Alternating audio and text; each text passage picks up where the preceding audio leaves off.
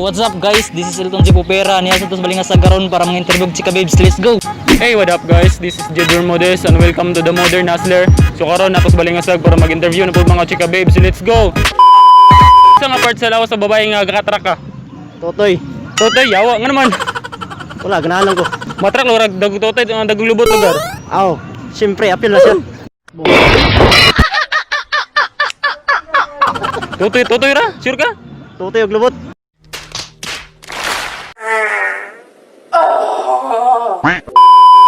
Unsay mas makaturn on sa imo sa kababay? Kuan, kanang kugian. Kugyan og Kugian kanang may siya mo kan ba, atiman siyang pamilya, nana. mga kan lugar kaning wife material ana. Yes. Kugyan na gwapa. Ay, siyempre, kana.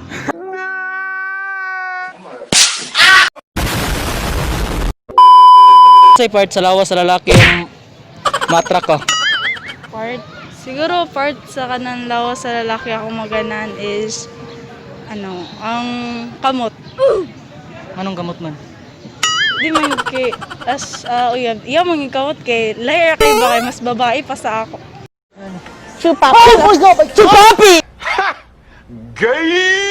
Anong gamot nga no pwede ron mata or ilong? Kamot. Unsay maka-turn on sa imo sa usa ka lalaki? Kamutan ang akong anak.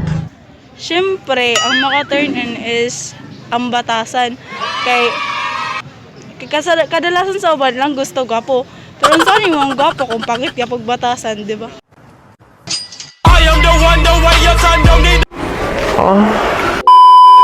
Unsa nga part sa lawas sa lalaki nga gaka-attract ka?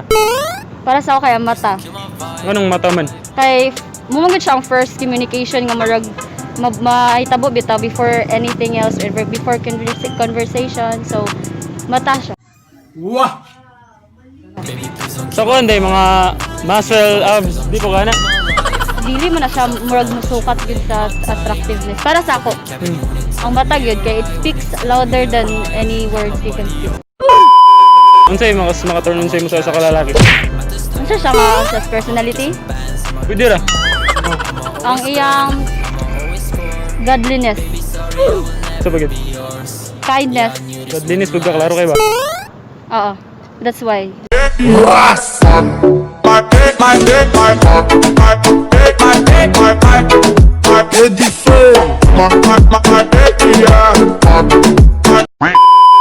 Unsa nga part sa lawas sa babae nga mas ma-attract ka? Ilong. Ilong? Nganong ilong man? Wala na kayo ungit. Ungit dili na ganan sa kuan lugar kaning lubot o tot. What the fuck? Lips, masiksi ang lips. Dili. Nganong kuan man ilong? Unsa man ilong de? Para na pilit. Unsa? Na para na kay malingaw na pangit sa iya. Sabi kong flat lugar okay. Okay ra, di mo ko Basta na ilong. basta. Unsay mga turn on sa usa ka babae para sa imo? Ugali. Ugali. Ngano man? Kay ba di man gid ko tamili na lalaki bisag unsa pa siya kay suraan. Bisag unsa pa siya ka. Basta ugali ra gid ako sa kita. Look at this dude. Wait till you see the.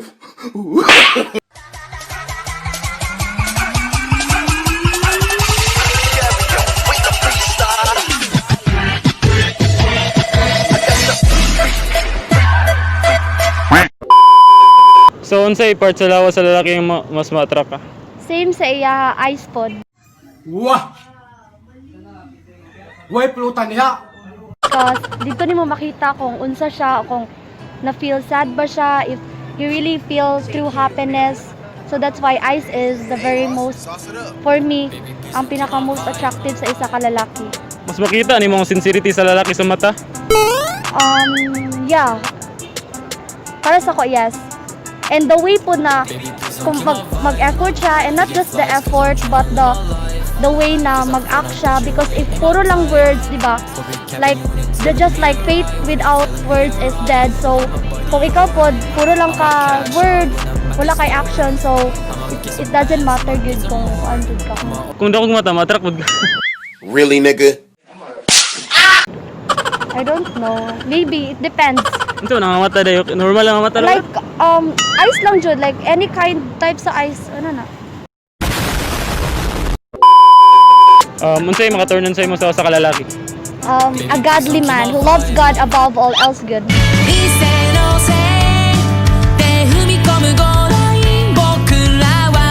Ma-afraid man siya to commit something.